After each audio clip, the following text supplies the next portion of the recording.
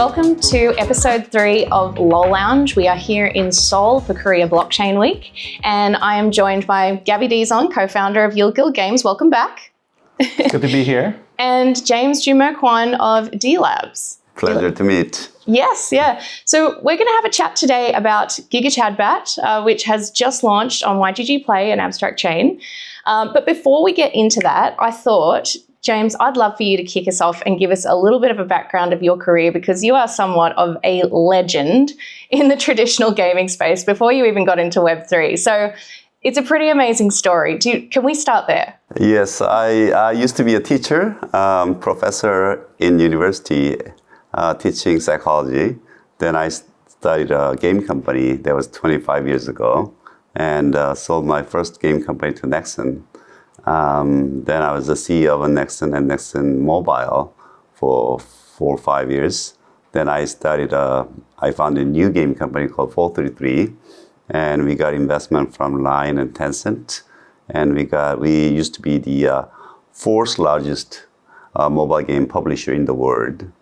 Then I jumped in the Web3 gaming. So that's how I met Gabby and all the friends here. Yep, that's my brief background.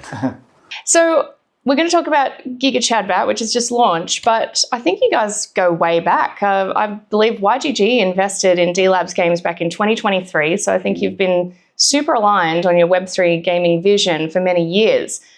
So how did you end up launching a game together? Our community actually really likes Rumble Racing Star, the first game that Delabs put out. And when we launched Lowland and YGG Play, I was looking for other partners that we could work with that could create a casual Degen style of game. And when I had lunch with James a couple of months ago, and we were trying to think about if they had a casual Degen game in their portfolio, GIGACHADBAT came up, and then I tried the game and realized it was perfect for YGG Play. I love it. Mm-hmm. And before this, though, I think GIGACHADBAT started out on Telegram, right? Before Telegram, we had a game called World Baseball Star. Mm-hmm. We had a Boxing Star, which is a super title. We have about 800 million downloads globally, especially in North America. And then we made a Baseball Star. It's like Boxing Star, Baseball Star. And World Baseball Star is a real-time PvP game. And it was very popular in mobile, in app like Google Play and App Store. Then we changed it into a Telegram game, very mini game, very fast, and we have some Degen neons, and it was very popular in Telegram as well. We had more than a couple million, players. Then I met Gabby about 2-3 months ago in Singapore. That's right. Yeah, we had a lunch together, and Gabby was so excited. Hey, James, our game is making money. Yeah, making a very good money. And what's going on? And so talk about Lowland and abstract platforms. So we are excited. Oh, let's work together. That's how we started. But what was the attraction coming over to YGG Play and Abstract Chain, say, instead of Telegram? Are there any specific benefits, particularly on Abstract? Yeah, so for me first, especially with Lowland, having a true app store ecosystem, not just a blockchain, was something that was really nice for us. When we got featured on the Abstract portal for Lowland, we actually got a real bump in user base and in revenue as well. So having a partner that we could build our business on.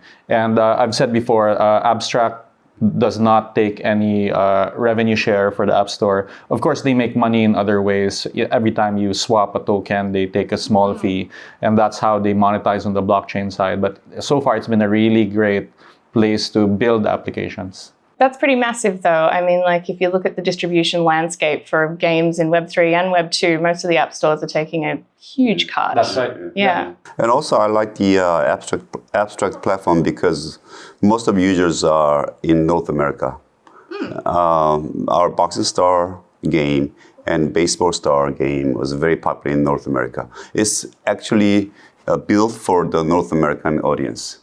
So that's what that really attracted me.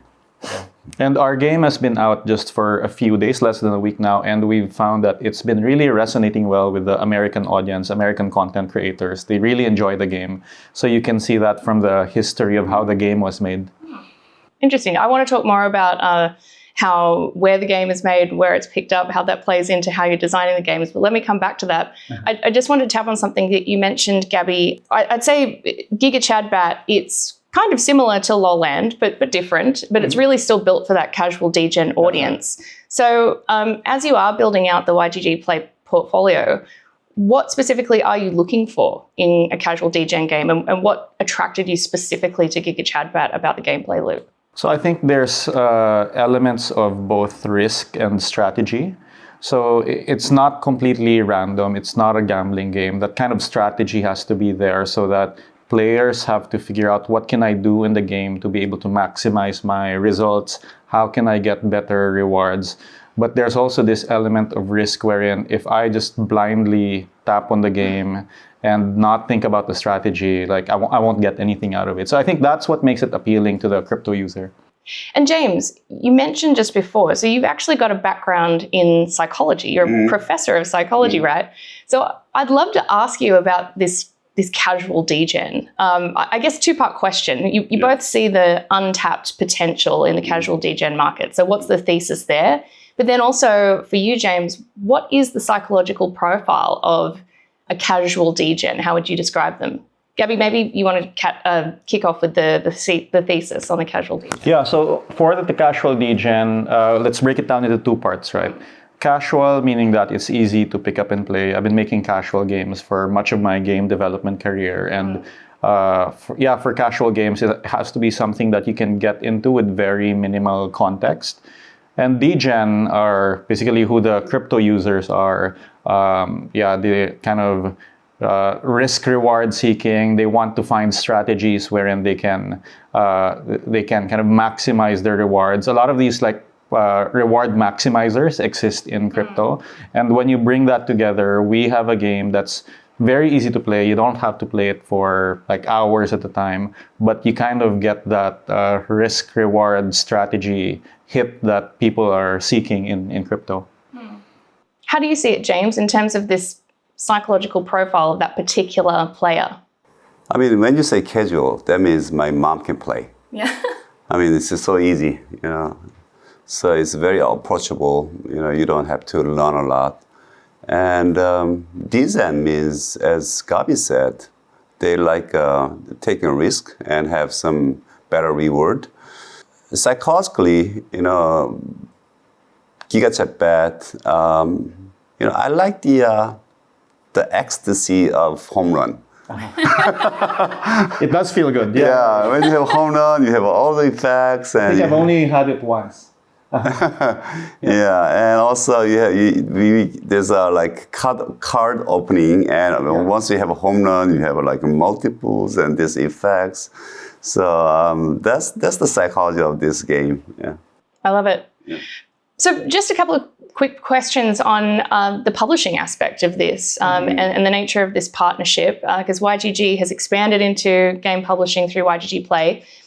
James, you've got extensive experience self-publishing. So I was wondering if you could walk me through the decision process. Like, how do you actually decide whether to self-publish a game or partner up, as you have done with YGG Play on GIGACHADBAT?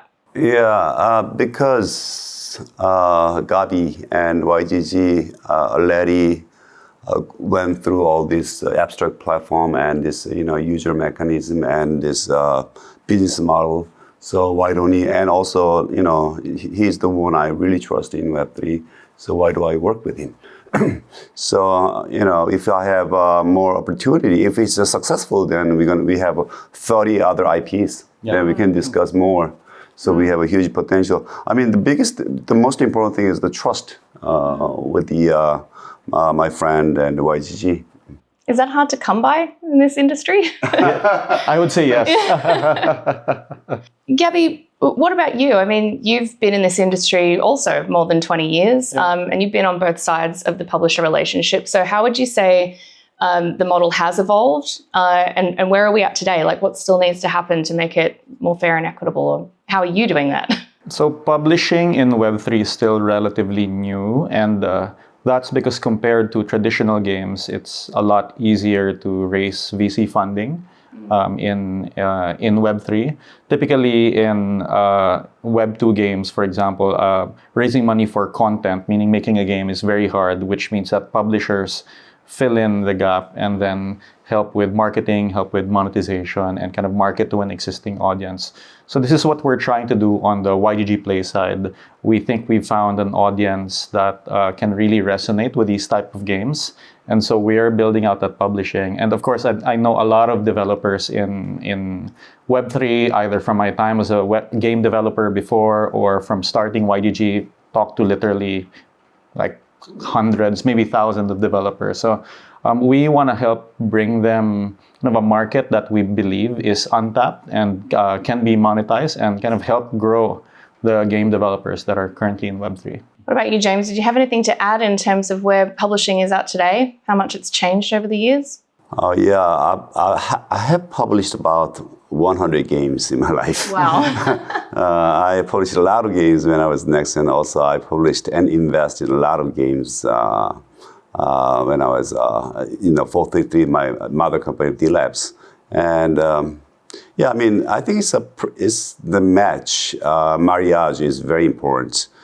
We should meet the right developers who is fast and listen to the publisher. And also we have to meet the right publisher who is good at the market situation and the audiences and the BM, a business model. And I think it's a perfect match. Usually there's a lot of conflict between developer and publisher, but we didn't. Everything was very smooth, and launched in the right timing, perfect timing. We communicate very closely. I think I like it very much. Yeah, the back and forth with James' team has been great so far. So this is a relationship that we really like. I love it. Well, given we're here at Korea Blockchain Week, I thought it'd be great to learn a little bit more about the history of both gaming and crypto and how those two worlds collide here in Korea. So we've just been talking about things like business model innovation.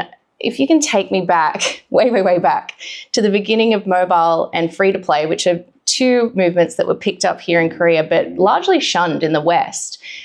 Why do you think Korea was able to move forward with those two innovations and other countries decided not to?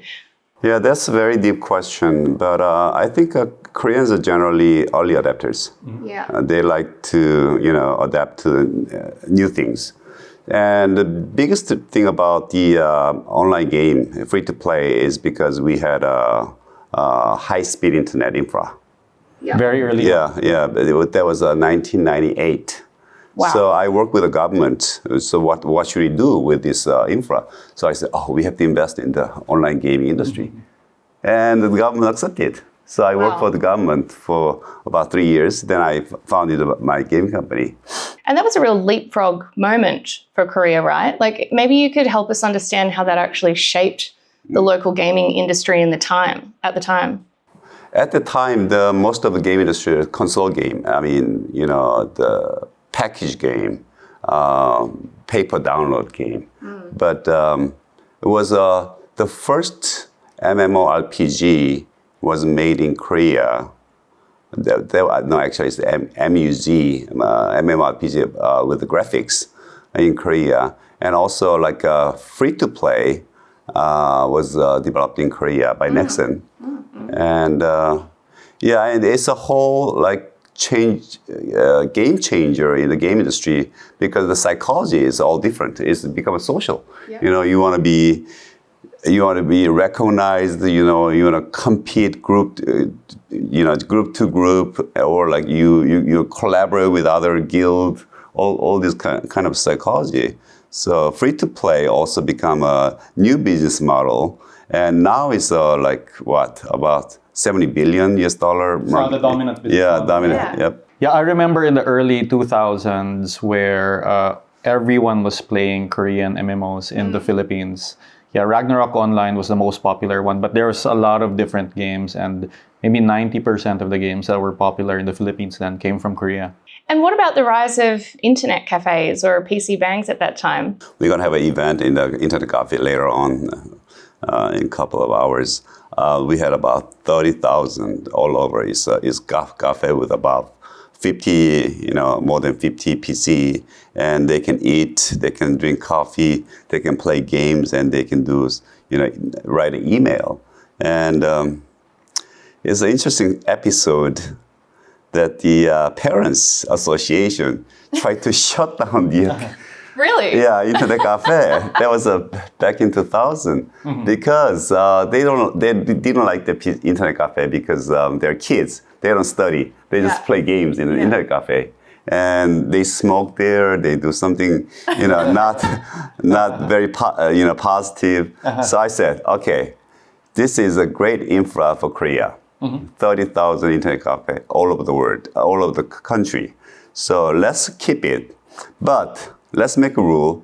After 9 p.m., these teenagers, younger generation cannot stay there. Right. So that was a compromise. Okay. That's the compromise I made. A curfew.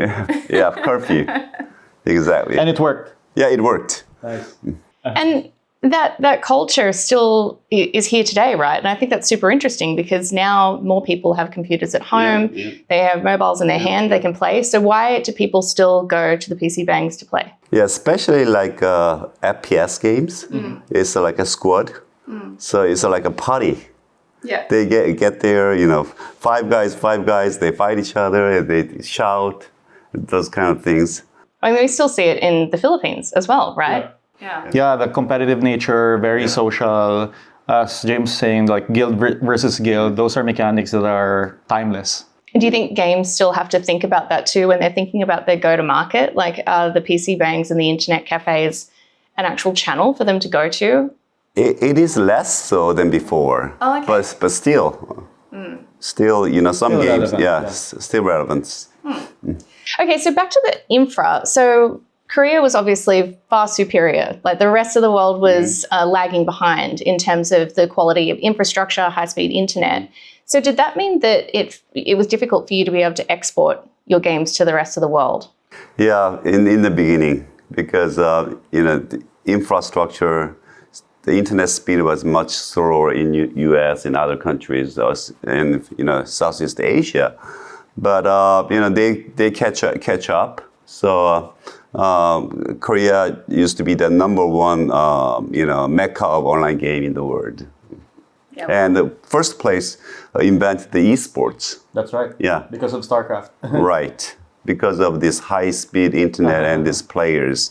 And also we had a 24-hour cable, the game cable TV channel. So that was the first in the world. So tell us more about those early days, how esports began. It's related to the PC bang, the internet cafe. It's a big internet cafe with 100 people. They gathered together and they had an event. So, it was broadcasted by some company, media, and that later become esports. Amazing. Yeah. Do you remember that time too, Gabby? At that time, we were playing PC, we were playing console. These are like very early days, but the internet was nowhere near as good in the Philippines. So Yeah, true. All right, so talking about exporting games, a lot of the games that you published and worked on, James, they've been very successful in crossing borders into Western markets. So MapleStory, Dungeon Fighter, for example. How much of that was based on having a game loop that was culture agnostic from day one? Or did you find that you actually built things to be hyper-localized and then they actually did scale to global markets? In the PC online game era, we didn't thought about localizing to make it fit for the North American market, European market. We just develop a game Korean users like. But when mobile comes, because PC online game is for the gamers, but mobile game is for like everybody. So we have to localize. There's games Europeans like. There's games North Americans like, especially sports games. The North Americans like sports games. So that's why we had a Boxing Star. It was targeted specifically North America. And Baseball Star is also specifically targeted for North American. Interesting. Yep. Okay. And so when you're building these games for other markets, I guess conversely, the other way around, when companies are trying to enter the Korean market, what are some of the biggest mistakes you see them do? Or I guess, what are some of the misconceptions about the market? What do people get wrong? That's interesting. I think it's about the narrative story. Mm-hmm. Yeah, a lot of, and also graphics. Some graphics does, Koreans, Asians do not like. Yeah? Yeah. Like what? Like, Boxing Star was not popular in Korea and Japan. Right. Yeah, and Because they didn't like the art style. Yeah, it was very American style. Yeah. Actually, the graphic designer was American. Mm-hmm. So even though it's a great game, but they didn't like the art style. Mm. And some stories, some narrative, especially RPG game, they have a lot of narrative and stories. Some Asians do not like some kind of narrative stories. Mm. Just a lot of combat, I guess. Yeah. And progression, rather than a lot of narrative. Yeah, what have you seen, Gabby? Like similar, or do people try to enter the Philippine market, for example, and make mistakes there too? Well, I think for Korea specifically, outside looking in, I think people feel like it's very hard to crack the Korean market as a kind of non-Korean gaming studio unless you have a team that can really help localize the content and market it correctly and activate the community. Philippines is kind of easy because one is that everyone understands English. Second, actually has close affinity with a lot of different cultures. So for example, both Japanese and Korean culture are very accepted in the Philippines, which means that the content, even if not localized, tends to do very well there. I've heard about a Filipino product market fit, right? That's right. Yeah. A lot of games will kind of launch there to see if it works before Filipinos trying will out try other anything countries. at least once. Yeah. Yeah, interesting. Okay, so that's been fantastic on gaming history. I would love to chat a little bit about crypto in Korea specifically. So you mentioned before Koreans are very much early adopters. So would you say that there is a uniquely Korean crypto culture emerging here that is different to Japan, China, the rest of the world? Korean retail market of crypto is huge. I mean, younger generation, 20s and 30s, they are very into crypto investment. We have about 15 million out of 50 million population. They're active in crypto investment. Wow. And Korea is the second largest spot market in the world. Yeah. So that is huge. So, Well, especially too where other countries, I think, are seeing greater institutional adoption and flows. But here we're really still seeing so much adoption from retail. right. So why do you think that is? What's different about the Korean audience compared to other countries? That's a good question. The apartment, it's so hard. The price of apartment is getting so high. Yeah. They cannot afford to buy. Just investing in the stock, the traditional stock. So the crypto, they believe is a last chance, last leather to going. So that's what's fueling like the Degen culture here in Korea. It is. I guess what worked for their parents and their grandparents isn't working And also, for them. also Koreans understand the tech better, so they see the future. As a crypto, it will be the future of all the finance system. So that's another reason, I think. What's been your experience of the local crypto community here, Gabby? So what's very interesting for us is that we didn't have a large Korean community when we were launching YGG. Once we launched Lowland on Abstract, we actually have gotten a significant Korean user base. So our top two markets, very surprisingly, are actually US and South Korea. And our number one whale in the game, who spent over $200,000, is Korean. Wow. Yeah, so it's crazy. Wow. Okay, congratulations. That's pretty cool. This is a tough question to ask and a difficult topic, but I think Terra Luna caused terrible reputation damage to Korea when it happened, but it feels like a really long time ago in crypto years now. How do you think Korea has rebuilt its reputation and earned back the trust of people here and around the world following a crisis like that? Yeah, that's a big trauma. Yeah. So a lot of investors lost money, and the government is so against the crypto. But now, new government, they are very pro crypto. They are yes, they are making a new law for the digital asset. Yeah. And also they're gonna allow the stable coin, the Korean won-based stable coin. So this is very positive. The new government, we definitely overcome the trauma of Terra Luna, and we're gonna make because of these things happen because it's not regulated enough. So they're going to have more regulation, so make the industry grow. It's just like a game industry. Back in 2000, it was not regulated. There's a lot of problems with the game industry. And parents worry about, and addiction problems, all kinds of problems. So for the industry to grow, we need good, smart regulation from the government. So that's happening in Korea. What do you think is smart regulation? What's a good way for them to be able to balance these new regulatory developments for the growth of industry? I think it's transparent. It's clear what you can do and what you cannot do. Yep. So right now it's not very clear. We need that clarity. Yeah, clarity. Exactly. Yep. And why now? Why do you think it's become so much more positive now? I guess we're seeing more clarity from governments in crypto all around the world. But in Korea, was there anything particular that you think? I think it's related to Trump government. They're like, new direction of the national strategy of Bitcoin and all the stable coin. So they make the Korean government and Koreans to move toward to more pro crypto strategy policy. Yep. Yeah, and I guess you've seen firsthand how those regulatory developments help to mature the game industry. Hopefully we'll see that for crypto here as well. All right, let's talk about Web3 gaming.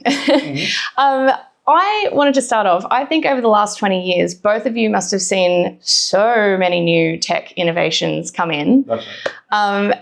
Two-part question. I'd love for you to take me down memory lane and just tell me about some of the most exciting innovations that you saw come in over the years, how you jumped on that, and how that affected the games and companies that you were building. But then second part, tell me what you thought when you first saw blockchain. Start with James. Yeah, I've been through all these innovations. I mean, internet revolution and smartphone revolution and also Web3. Especially smartphone, I thought it would come earlier, like 2004, 2005. It came much later than I expected. But smartphone, I really like the innovation because everybody, I thought smartphone is not a phone. It's a gaming console. A mini console. Yeah, mini console for in everyone's hand. Yeah. Think about, we have about 7.5 billion population all over the world. Right now we have, how many smartphones we have? Yeah. More than 5 billion, right? So that's going to be, I thought that's going to be huge. That's going to be a revolution of the gaming industry. So, because before that, you were building games for feature phones, right? Yes. Yeah. Feature phones or PCs, but the console is limited. Yeah. I think the platform is limited, but everyone has this beautiful, handheld gaming console. That's going to change the game industry, and it changed the game industry in a really good, important way. And Web3, it's slower than I expected, but definitely it's moving forward. In what way? Where did you think we would be today? Because, it's hard to make a good game. Yeah, there's elements of Web3 that make it harder to make for. Of course, there's putting real value inside your game economy. So it financializes the game, which also change just the motives or even changes the player archetypes that come in. Of course, when you add financial elements and people want to maximize the amount that they get out of it, which if the game is not made for it, it damages actually the core fun of the game. So you have to think of making a game for Web3 that has those financial elements in mind. What got you most excited about it, though, when you first saw the technology? Don't worry, we're going to go into a lot of the challenges with adopting it, but what got you most excited about it? I think people always say things like digital asset ownership, but what got you excited about building a game with blockchain? So for me, this was probably when CryptoKitties came out in late 2017 and broke the Ethereum blockchain. Just the idea that you could put game assets on chain and people could own it. That's still the most exciting part for me, like 7 years later. I don't think we've quite fulfilled the promise of NFTs yet, but I think it'll come. Yeah, I agree. You know, we had a huge problem with digital assets. Yeah.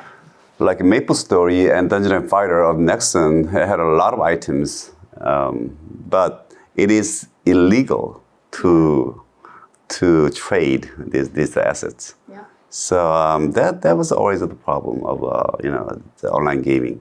So but blockchain technology can solve this problem. The items can be NFT or like on chain. Yeah. So they can trade.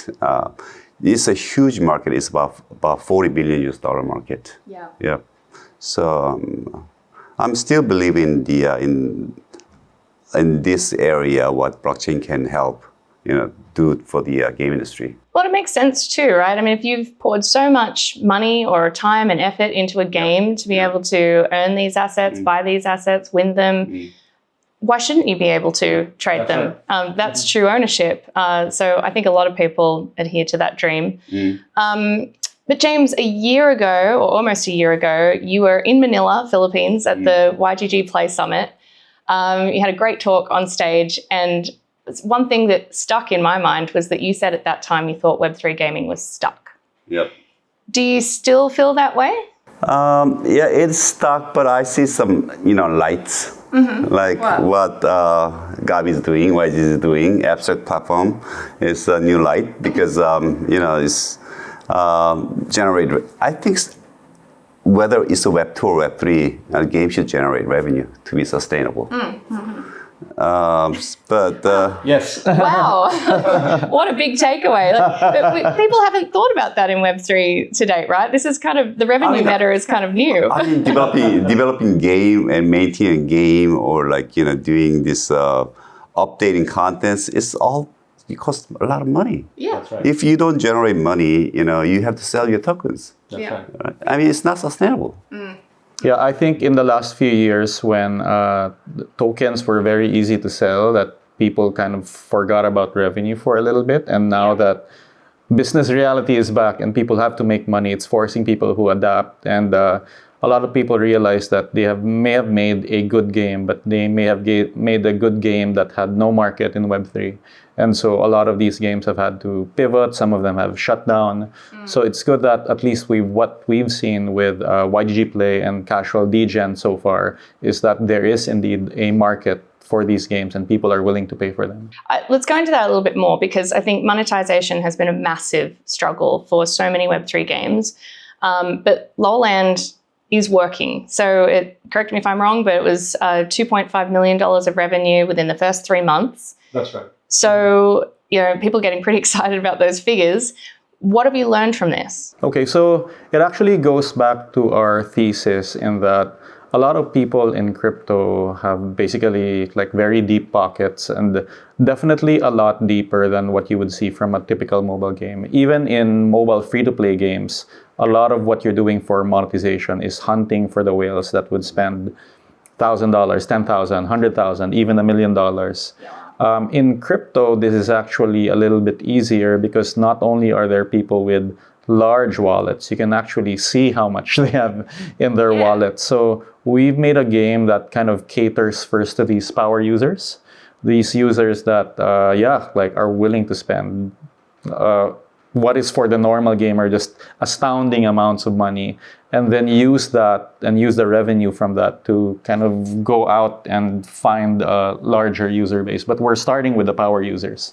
Okay, so you're targeting the whales first. Yeah. That's right. Yeah. So yeah, talk to me a little bit more about monetization strategy when you're thinking about whales and how that's different between Web3 and Web2. And James, you've got some fantastic stories about, I think, whale concierge services and everything. Oh, yes, yes. The Korean whales spend a lot of money, especially MapleStory. They easily spend like 100K, 200K US dollar a month. Wow. So, they are really important client for us. And we have whales, we have dolphins, we have tuna. So, All kinds of fish. yeah, we have a small fish, So it's this whole ecosystem. Yeah. So we have about less than 5% of whales. They spend more than 20K a month. So we have a special service for them. If they have any problem, they can have a direct channel, direct phone number to contact.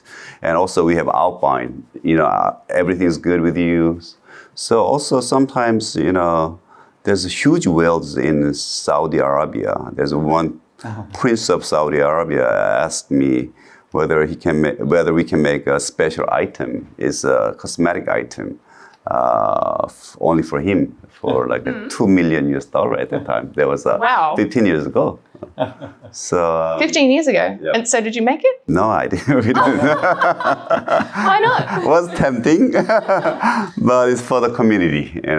We cannot make a special item for one person. So these whales are so important, and if the small fishes leave, these whales leave as well. So That's right. small fish is very important as well. Okay. So, but the whales make the game sustainable. So keeping the good whales safe.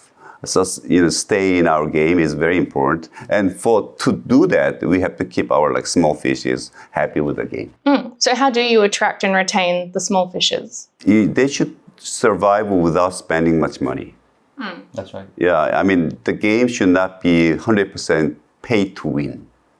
That's way to death. So even though you don't spend much money, you should be able to enjoy. How are you thinking about that with Lolang? It's actually very similar to how Web3 communities behave.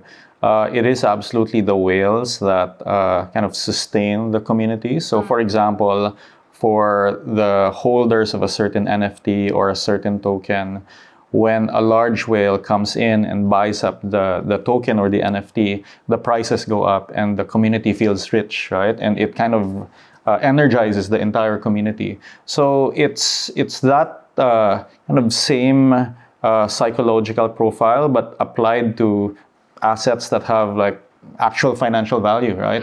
But I've seen this before when there are communities that have very loyal holders, but if the prices are going up, they get kind of dissatisfied and a little bit worried about their community. And then when a new whale comes in and buys up the assets and raises the price, then everybody's revitalized. So there is that natural relationship between your community and the whales. You absolutely need both. You cannot have just whales within your community, because the community is there to kind of sustain the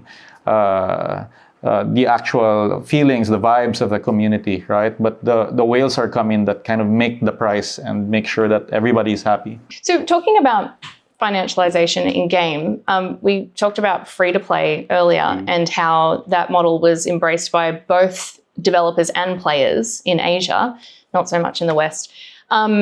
How do you see the free-to-play model aligning with Web3 today? Where do those two models align and clash today? Well, in the decentralization era, I should say. It's a very tough question. Yeah, so it's one thing that comes up to my mind. So our games do have a free mode and they do have a paid or premium mode. What's very different in Web3 that you don't see in Web2 is that it's very dangerous to give out some kind of value in the free mode, because you always want to have give something to your free users. The problem in Web3, which is one of the biggest problems, is that every time you give out something of value, a lot of bots come in. Someone spins up hundreds of thousands of wallets and tries to suck out, extract all of that value. So that's a huge problem, because if I want to give value to people who are free players, I have to be able to discern, is this a real user? Is this a real community member? If you're just giving out something for free to anyone who comes in, the bots will come in and basically, suck the lifeblood out of your game. Yeah, I think a lot of Web3 game projects not been successful because they didn't emphasize the importance of revenue. If you don't have enough revenue, you have to sell your token to survive. Then the token price goes down and the project, the ecosystem collapses. So it's like a death spiral. So there's ROAS, ROAS in the Web2 gaming industry, which is the return on ad spent. Let's say I spend like $100 on ad because you need marketing. Then you should earn more than $100 for the game to sustain. So it's the same in Web3. I call it ROTS. It's a return on token spent. If you spend like $100 worth of token, then you have to generate revenue more than 100 worth of token.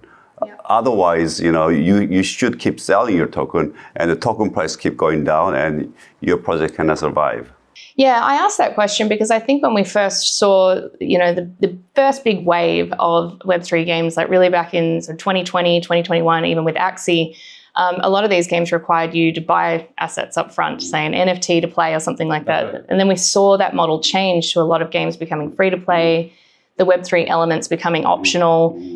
Where do you see that trajectory going? Do you think it'll remain that way in terms of these Web3 elements kind of going under the hood? Because I feel like the casual Degen space is actually leaning more into the Web3 native elements. It's Web3 native, but one key difference, for example, in our games is that we don't lean into the quote-unquote Ponzi element. And I'll be very specific with what I mean by Ponzi.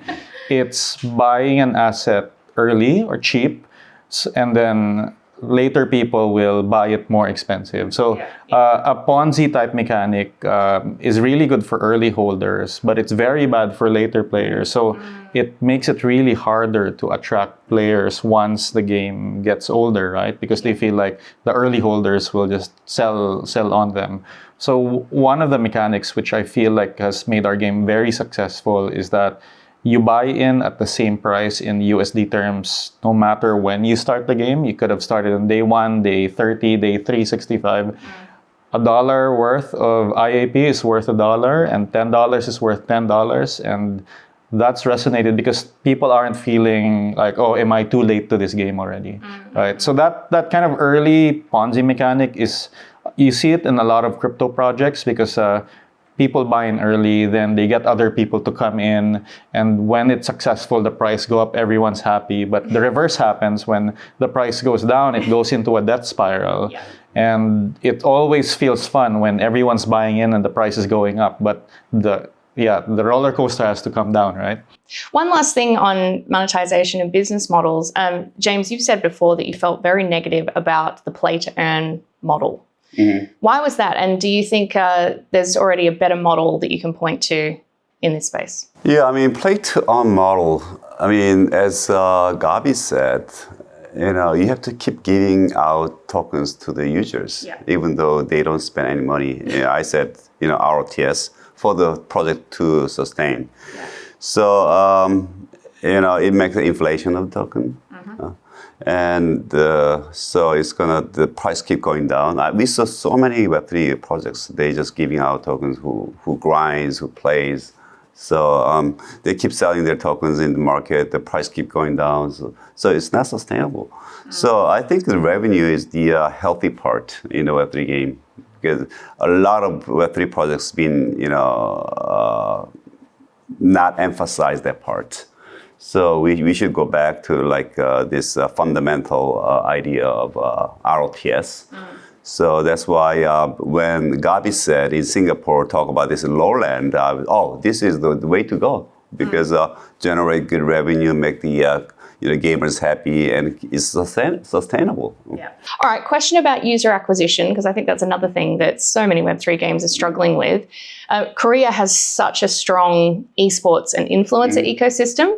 What do you think Web3 games could be doing better to tap into that market and onboard some of these users and communities? I think a token is a good means to acquire users. So we spent fiat to acquire users before in the Web2. So we did a lot of marketing on Instagram, Meta, and YouTube. And here we can use our tokens to acquire users, attract users. But what I keep saying is we need ROTS. We need a return on token spent. Just not just giving out tokens to whoever who comes to our games, but we should be able to generate revenue from the tokens we spent.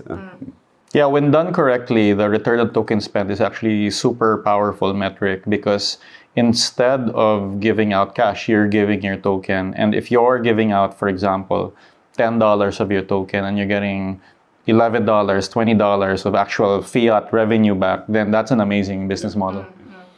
And it's really giving people that sense of ownership in the project as well. That's right. Aligned incentives.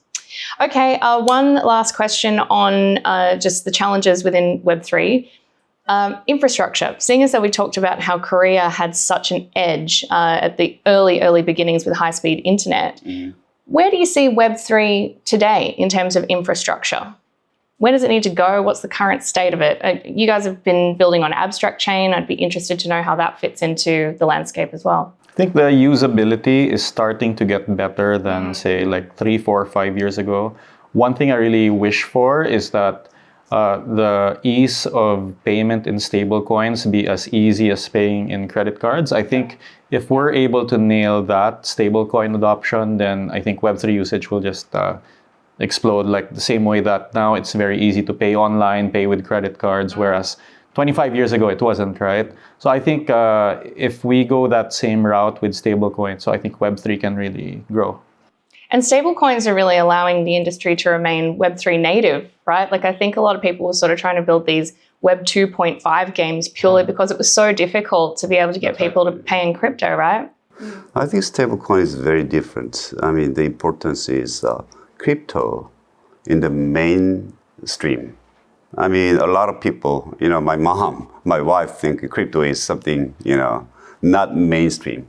Yeah, I think a lot of people think like that, right? But stablecoin is going to change. I'm going to call it like social psychological infra.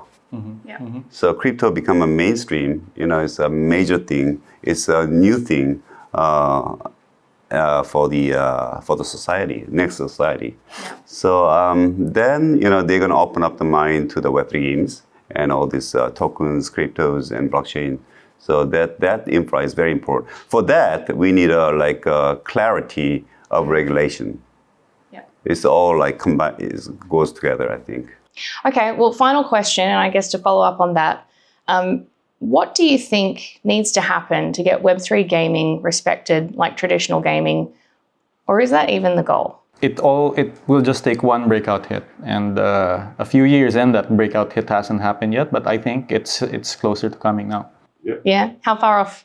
I have no idea. I've always thought it was going to be next year, and maybe I'm still saying next year, but now we're seeing games that are actually making money. I think a breakout hit is not that far off. What do you think, James? Do you think... I see a hope in the lowland.